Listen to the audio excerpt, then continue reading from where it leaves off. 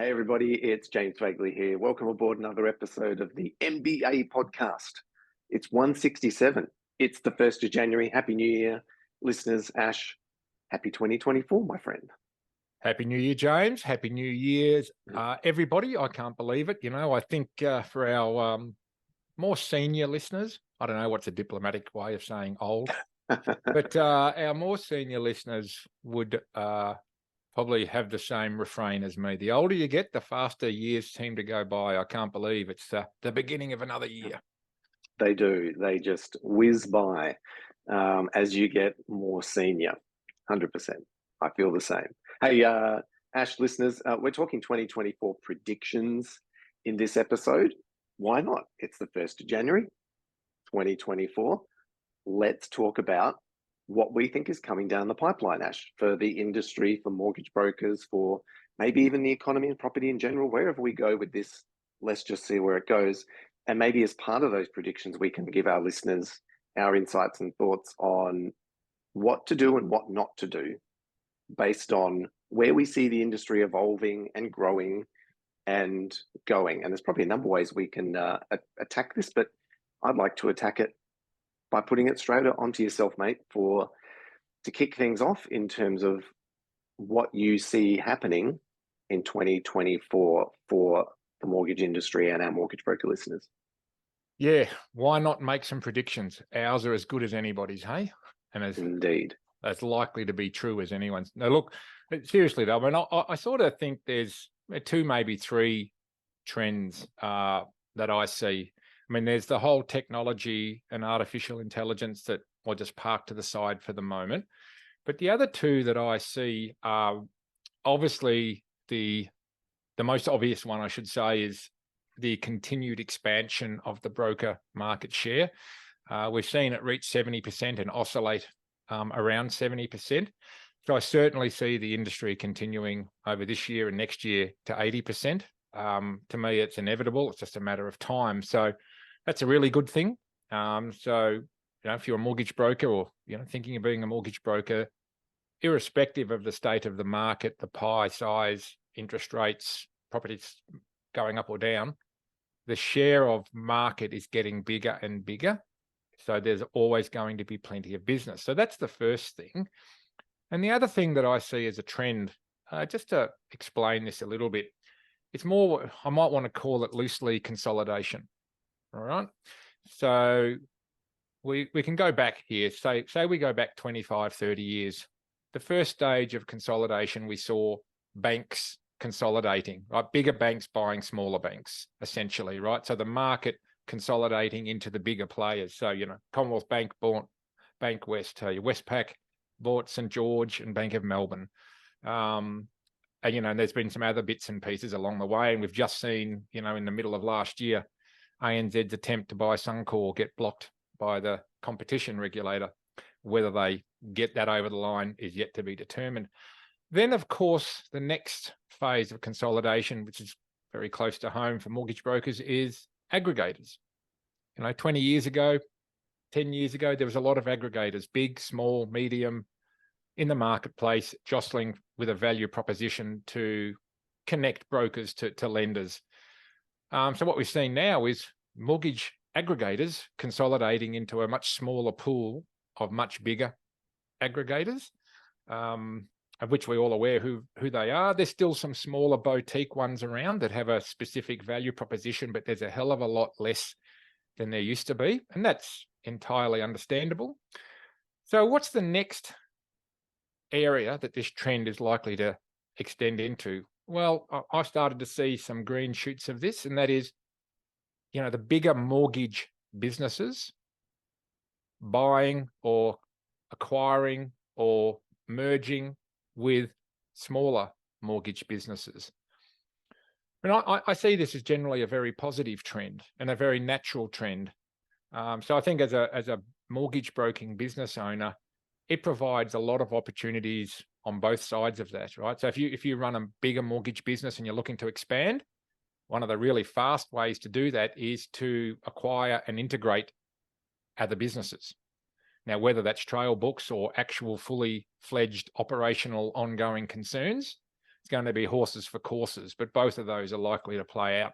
But on the other side of that, and this is where I think it should be of real interest to all mortgage brokers, is to, if you're a 1 or 2 or 3 man mortgage broking business, or even a slightly bigger, you've built a loan book, you've got a team, and traditionally the only way to the exit door as a succession plan has been essentially to sell your trail book and see what you can get for it. So I think this trend is going to provide a lot of opportunities for smaller broking business or aged broker businesses, people of my vintage who have been in the industry a long time and are getting to the point where, well, what's the best way to maximize, my business value that I've created? There's going to be a lot of opportunity for those smaller businesses to be acquired at good valuations by bigger businesses. So that's a trend that I predict will play out over the coming 3 to 5 years, and I think it's already started. There's a couple of examples in the marketplace of mortgage businesses buying stakes in other mortgage businesses, and I think that's going to pick up steam. Yeah, it's a great place to start, because we see market share increasing more and more, and that's a fantastic thing for the industry and for customer outcomes. But as we get increased regulation and more work, and as you say, it's a more maturing industry, it's only natural that we're going to see more consolidation, right? Like, it's getting harder for the smaller players to be efficient and be viable. And you combine that with an aging industry. I can't remember what the stats are, Ash, but I think there's a huge percentage of the industry that have been in the game 10, 15 years, like the majority. And we know for a fact that it's hard for new brokers to get into the industry now with all of the, compliance and mentor requirements. Essentially, you don't just do a certificate anymore and hit the ground running. I think, as you said, we're moving towards probably almost how real estate and financial planning are now, where it's just not going to be possible for small players to start a business. They'll have to go and work for another organization, because the licensing fees, the compliance is just too much for someone to take on. So you're probably on the money, whether it's this year or over the next 3 to 5, as that majority of aging brokers start to look for their exits. We're probably going to start to see the larger businesses gobble up hundreds of these, maybe even thousands of these exiting aging brokers. And who's going to be there to replace them? Well, it's not going to happen, because all of the new people coming into the industry will have to go and work for one of these larger firms, because they just simply won't be able to compete with the efficiencies and the tech and the compliance requirements. So what do you see sort of happening, at least in this year, in terms of consolidation? Like, do you think there's anything? Let me go back a step. Based on that trend of consolidation, for our listeners, do you feel there's anything in the what to do or what not to do camp? Oh, absolutely. Absolutely. And this, of course, dials back, to what we do, James and listeners. It dials back into, well, what should a mortgage broker be thinking about right now?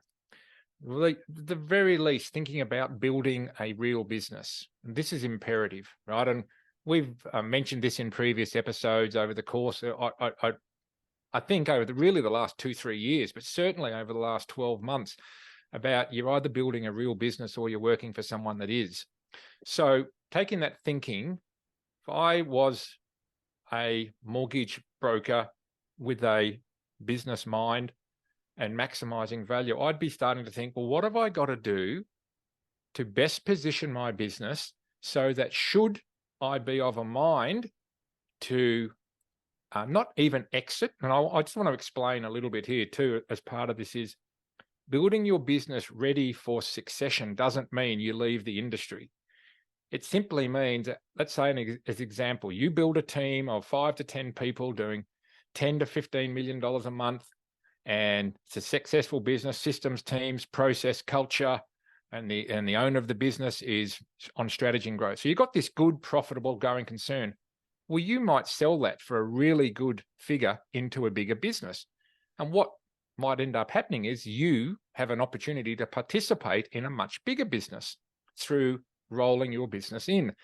and you continue on in the industry. So that might be a way, I think, for really ambitious entrepreneurial business owners to maximize the upside, cash out now, and continue on working within another business, assuming you want to stay in the industry.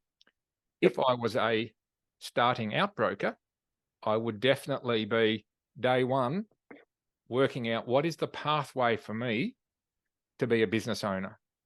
What is the best pathway to follow to learn the ropes and become a business owner, and adopt that mindset from day one. Because the days, I think, and I'm speaking to people of my ilk, that have built trail books over 20 years. And when we entered the industry, it was not complicated.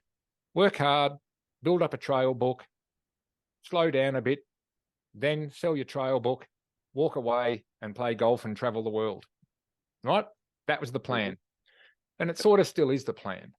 However, it's not as simple as that anymore. There's all sorts of compliance, various vicarious liability, better ways to maximize value so that you can achieve that outcome should you want. So I think this is really the direction I would encourage everybody to be thinking about. Well, what's the work I need to do based on where I'm at in the journey to position myself to maximize the value, whether I'm exiting soon or whether I'm only early. You might be only 5 years into your career and you might be 30 years old and going, you know what? I'm super ambitious. What's the best way for me to inject myself in and maximize value? Well, it might not be just in your own business. It might be what you're capable of doing and folding it into a bigger business. So all of these things, I think, are going to be huge opportunities, James. And I did a little bit of research before this episode, and the number of, and I might be out by a couple of hundred here, so forgive me, but there are somewhere around 8,500 separate independent mortgage businesses of different sizes, shapes, and tenure. That's a lot of businesses, right? So, there's a lot of scope for coalescing into groups. We might even see these groups do it to establish market strength, buying power, influence, as a way to collectively go and win bigger inbound referral partnerships that they couldn't do on their own. There's a whole bunch of reasons that I think this is going to play out logically, and why building a business, which is obviously what we teach and coach and advise, right, goes without saying. It's so important to start taking those steps right now in that direction. It is. Yep. When you're talking about consolidation and aging brokers, one thing that comes to mind for me is what we've taught some of our more advanced members, Ash, around, well, what is the end game? What is that exit? So whether you're a day or a year or 20 years in this industry, listeners, the understanding what your end game is super important. And in the context of this consolidation and aging brokers discussion, makes sense, doesn't it, Ash? Because if we know that there's an exit coming, well, what's your payday? Is it to just sell your trail to a larger business? If that's the case, why would you build systems and process? Because the person you'll sell your trail book to will have systems and process, in which case you should be focused on your quality of your book, keeping in touch with your clients, keeping that database and book squeaky clean in terms of the data. 100%. But if you said you're more ambitious and your exit plan is to build a business that you can almost elevate yourself to the owner or board of and work less, well, then, of course, you're 100% focused on systems and process and team to building that business so it can work without you. And then your plan would be to start swallowing up the other businesses. So it's kind of like, do you want to become the big business that swallows other businesses, or is your plan to be swallowed? That's the message, right? That's the message. And it's a different strategy and focus. 100%. I'm so glad you mentioned that. And I really hope everybody listening to this episode, the start of 2024, we're all about, where am I at? Where am I heading? and what's the right path to follow? Well, I think what you just said, James, is absolutely to sit down, get input, advice, speak to us, speak to others, figure out the path that is best for you. If you're not sure what is the best path, well, there are certain ways to go forward on a single road before the path does split potentially later. But I think it's an amazing time in the industry. Like I'm really excited, and I think, you know, the opportunity to build a path forward to maximize your financial benefit and have impact in the world. And you're quite right. I mean, we work with some brokers right now who their mission is to crank up their trail book and improve the quality of the trail book. And, you know, knowing a few of these businesses that buy trail books and the people that run them, I know, as a lot of people probably do, that these things you mentioned, James, are critical in maximizing the value of your trail book, like the nature of your clients, the tenure of your clients, the runoff of your clients, the loyalty of your clients, how often you speak to your clients. All of these things factor in to the multiple you get of your trail book. And it's the more of those things you do, the more your multiple. So if you're going to go down that path and that's what you want, that's a particular path. But the other path of building a business that can be sold either openly or soaked up by another business, or you become the bigger fish that soaks up the smaller ones, you must invest in systems and processes that position you on one side of that equation or the other. Exactly. And I think a lot of the industry and maybe our listeners and brokers, and this is where I'm going to go next with predictions, is that they don't have an end game and they don't know what the options are. We've talked about just two of the options. There are many more that we've taught our clients. But one prediction I want to make is, it's not even a prediction, it's a reality, but this is where I see things happening. And it's a mixture of status quo, because we know that humans are human beings, and we know, unfortunately, the overwhelming majority will probably do nothing different this year. Let's be really brutal for a minute, Ash, and say that it's the 1st of January 2024. We've got our New Year's resolutions. We're all gung-ho about the year. Yep, it's going to be a big year. All that sort of jazz. We see everybody in the market trying to cheer everybody up with a let's have a great year. The 80-20 rule, the 95-5 rule, Ash, we know that probably 80% will do the exact same thing and get the exact same results this year, because they don't put their hand up and say, look, I want to achieve something.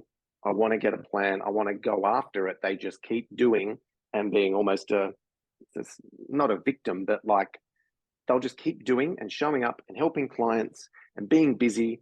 And then they'll wake up and it's the 1st of January 2025 and nothing's changed, but they've written some loans and made some money. That's one thing I see happening.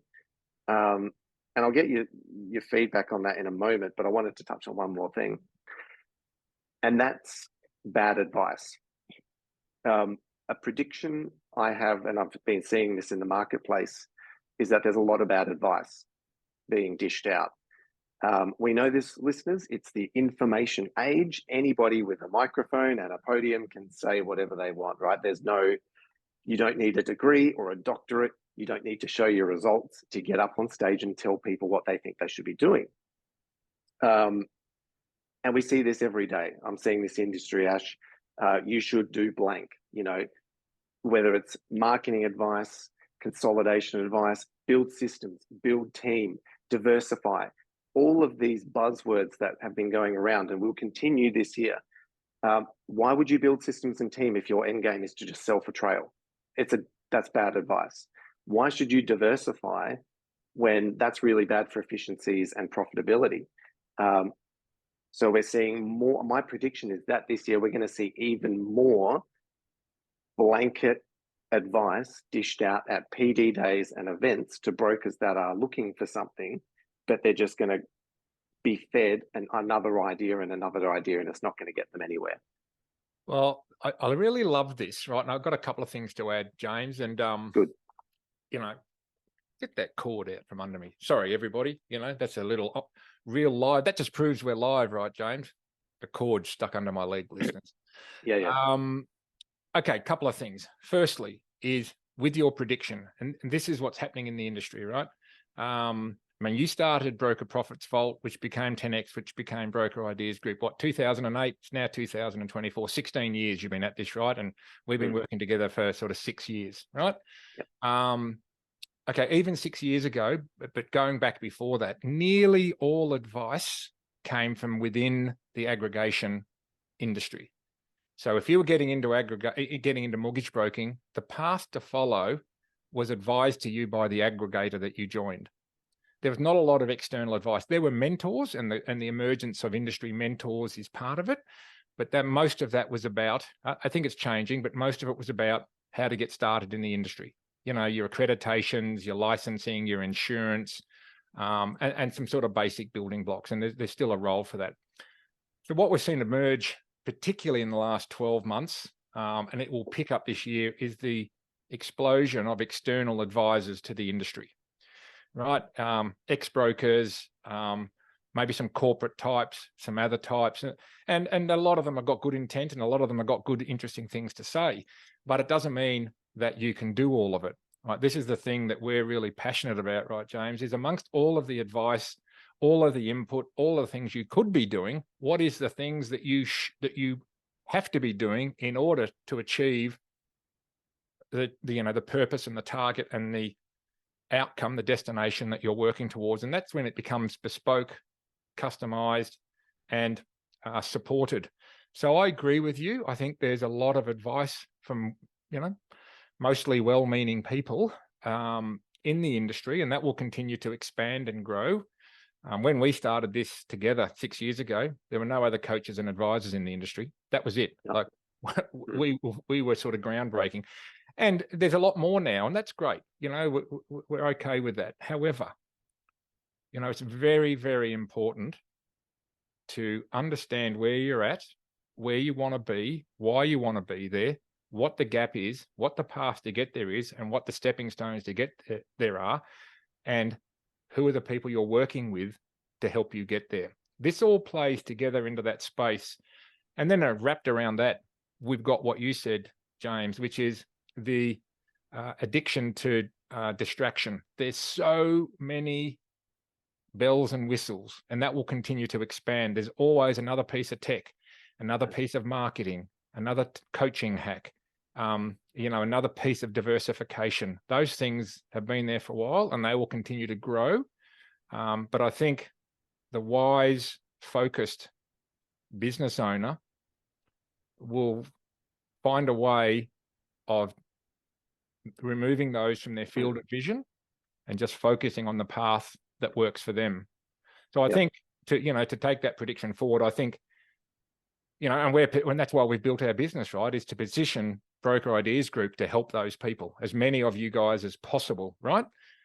But amongst all of that, there are other advisors and coaches that might be best for certain things, but be very, very judicious about your research on whose advice you take. Exactly. I think that's well put. It's listeners. It's a combination of, number one, taking everything you hear en masse at a webinar or an event or a PD day or a conference with a grain of salt, because it's not custom to you. And that's where I was going mostly with that, Ash, in that the danger of a lot of the groups out there trying to start to shift in more and more into education and coaching, knowing that's what's required, but doing it in a way that's on group, one-dimensional, not taking the brokers' wants and needs and skills and goals into account. That's what we're seeing happening. And of course, we see no results in those areas. What we see results with is bespoke one-to-one coaching to an individual. So we're not looking to badmouth people that are doing what we're doing, other coaches in the industry. I'd say my warning for our listeners is to make sure that you, as Ash said, be careful who you pay attention to as your direct coach, as well as be very careful about attending PD days and events and conferences where you just get blasted with random ideas that might not suit your business. So as always, if we wrap that back around, Ash, around what to do and what not to do for this year, for me, what to do is set a goal for the year, work out what you really want, stretch that goal, and then work out who's going to help me get to that goal. Like, what information, what skills do I need to acquire? Who do I need to become? And who has achieved that before? Like you and I, Ash, we've helped brokers achieve pretty much everything that you, our listeners, would want to achieve this year. So work out what you want, align yourself with someone that can help you get there faster, and get it done. And make sure you've got a dedicated resource or coach or somebody holding you accountable, because we know at the end of the day, status quo is going to creep in and you'll have all these amazing plans and goals, but you probably won't do anything if you're not held accountable, which is why we, Ash and I and our team, are so passionate about making sure you've got that plan and that goal, and we're going to kick your butt and hold you accountable to that. So for me, what to do, give us a call and start to work with us and get towards your plan. What not to do, well, don't do nothing, and don't just expect that going to your industry or aggregator or, you know, random webinars is going to miraculously help you grow your business with some new ideas. So this is a very harsh episode, Ash. It's the 1st of January. Should be happy, but that's how I just see this as a recurring theme. It's the same reason why those stats don't change, that 80% of brokers basically don't write any business. We want to change that. Yeah. And listeners, this is the only way to change it. You can be happy and straight talking, James, right? You can speak the truth with a smile on your face. And I love that. Boom, right between the eyes, listeners, and that's authentically. We want to work with as many people as possible because we want to change as many lives as possible, right? So to end on a positive note, I mean, this has been a positive episode, just straight talking, right?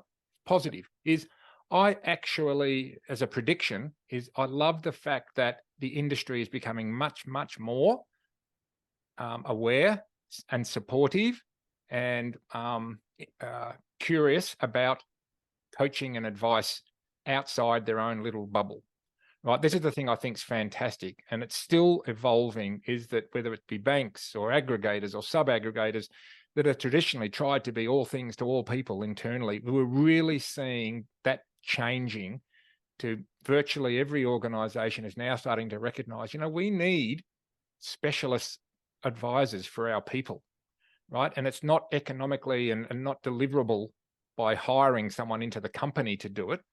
We're much better to deal with third-party specialist suppliers. So I really love that that's growing. I really love that there's a lot of people out there doing it, because there's 19,000 brokers in this industry, right? Give or take 8,500 businesses.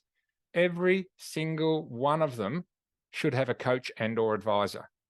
From doesn't matter whether you're day 1 or year 25, you should be working with somebody to help you achieve the next stage in your growth and progress. So I'm really excited about that. Really looking forward to the year. Looking forward to working with as many of you guys as possible. So, you know, pick up the phone, have a chat, and let's work out whether we're the right fit. Yep, sounds good. Listeners, I'm the same. I'm positive. I think this year is going to be fantastic. The market share's increasing. The opportunities are out there. It's just a matter of, you know, running with it and making it happen. And, you know, we're excited what you can achieve this year and what the industry can achieve. So let's get to it, Ash. It's the year's already started. So what are we waiting for? Let's get to it. Let's get to 80% market share this year. Let's go. Yeah, done. Awesome. Well, listeners, I hope you loved this episode, and Happy New Year. Like, here's to a big year for yourself. And hopefully, if you're getting some downtime at this time as well, enjoy your holidays and stay safe. And until next week, Ash, you too, get some sun, stay safe. And until next time. You bet I will. I'll see you next week, James. See you, Ash. Bye, everybody.